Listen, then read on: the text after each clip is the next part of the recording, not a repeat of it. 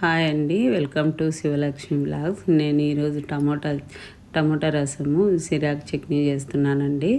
చిరాకు అయితే ఒక టబ్లో వాటర్ వేసుకొని కడుక్కుంటున్నాను. అది కొంచెం విత్తనాలు ఉన్నా కూడా అడుక్కొస్తాయండి అవి. అది కడుక్కొని జాలి గంటలో పెట్టుకుంటున్నాను.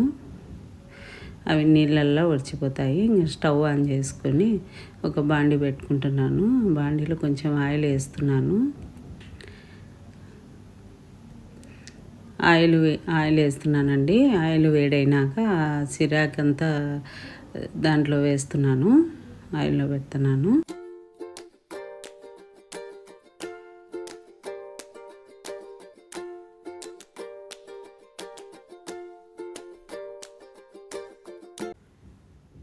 సిరాక్ అంతా పెట్టి అట్లా మూత పెడితేగిన కొంచెం మూత పెట్టి అట్నే పెడితే నాకు మగ్గుతుందండి. చూస్తున్నాను మళ్ళీ మగ్గిందేమో అని.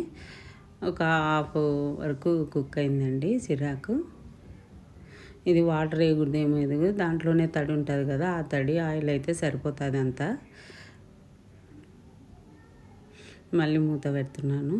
ఆ చిరాకులోకి కొన్ని ఎల్లిపాయలు ఎక్కువ వేసుకుంటేనే బాగుంటుందండి. ఎల్లిపాయలన్నీ అట్లా కచ్చపచ్చగా దంచి పెట్టుకుంటున్నాను. దంచి పెట్టుకొని పక్కన పెట్టుకుంటున్నాను.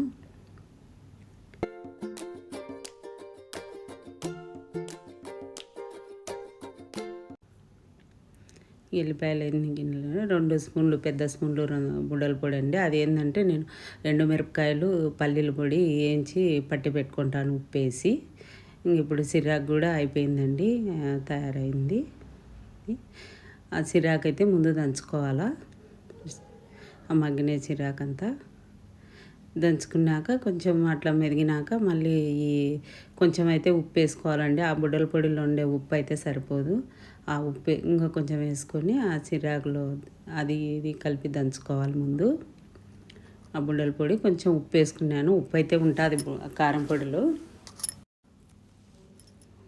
ఇంకా కారం పొడి వేసి దంచుతున్నానండి.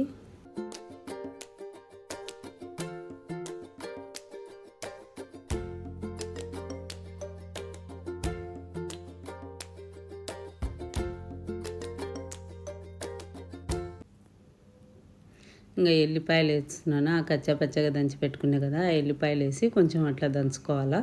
మరీ ఎల్లిపాయలు మరీ మెత్తగా మెదిగేంత వరకు పెట్టుకోకూడదండి, దంచకూడదండి. ఇంకా సరిపోయిందండి. ఇంకా ఒక గిన్నెలోకి తోడుకుంటున్నాను.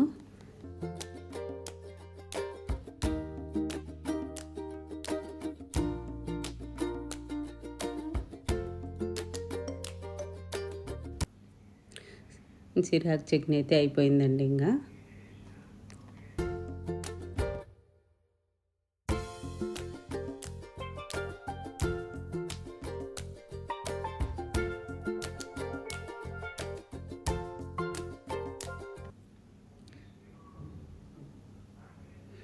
టమాటా రసానికి పండ్లు పెట్టుకుంటున్నాను. పండ్లు అయితే నేను కట్ చేయాలండి, మర్చిపోయి అట్లే పెట్టుకున్నాను. మళ్ళీ తీసి కట్ చేసుకున్నాను. ఇంకా టమాటాలు అయితే ఉడికినాయండి. మ్యాష్ చేసి దాంట్లో అట్లా అనుకొని మెత్తగా వేడిగా ఉంది, అది మన చేతి అయితే కలుపుకోలేము, వేడిగా ఉంది అట్లా అనుకొని చేస్తాం.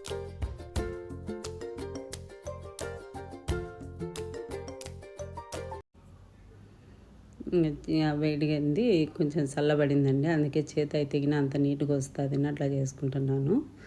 ఎంతైనా చేతి అంటేనే బాగా వస్తుందండి, లేకపోతే రాదు అది. ఇంకా పోపుకు పెడుతున్నానండి రసానికి. దీనికి కూడా ఎల్లిపాయలు, ఈ రసానికి కూడా కొంచెం కచ్చాపచ్చగా దంచుకోవాలా ఎల్లిపాయలు. నూనె వేడయింది, ఇంకా వేడైంది, ఎల్లిపాయలు వేస్తున్నాను. ఎల్లిపాయలు అయితే వేసినానండి. ఆ ఎల్లిపాయలు కొంచెం వేగినాక ఆవాలు, కరివేపాకు, ఎండుమిరపకాయ వేస్తున్నాను.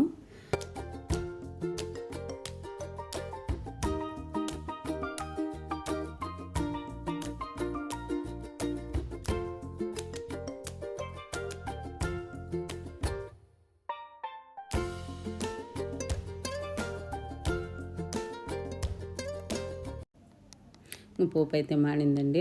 రసం చేసి పెట్టుకునే కదా, అది వేస్తున్నాను. ఉప్పు, కారం, పసుపు వేసినాను. ఉప్పు, కారం, పసుపు వేసినాను కదా, కొంచెం అట్లా కలబెడుతున్నాను.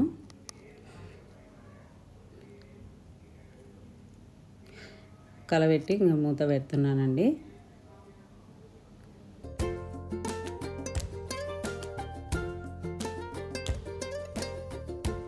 రసం అయితే అయిందండి. రసం పొడి వేస్తున్నాను. ఈ రసం పొడి అయితే నేనే చేసుకుంటానండి ఇంట్లోనే.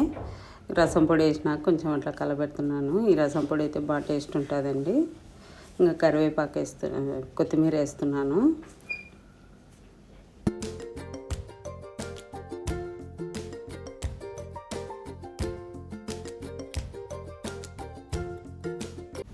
పెట్టినాను. మా పిల్లలకైతే పెడుతున్నానండి అన్నము.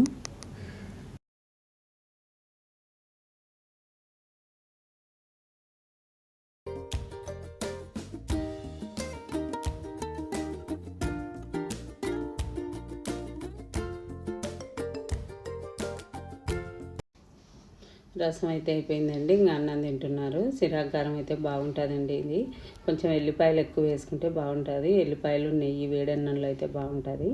ఇది మన పల్లెటూర్లలో అయితే ఎక్కువ దొరుకుతుందండి. వర్షాకాలం అయితే బాగా వస్తుంది ఈ ఆకు.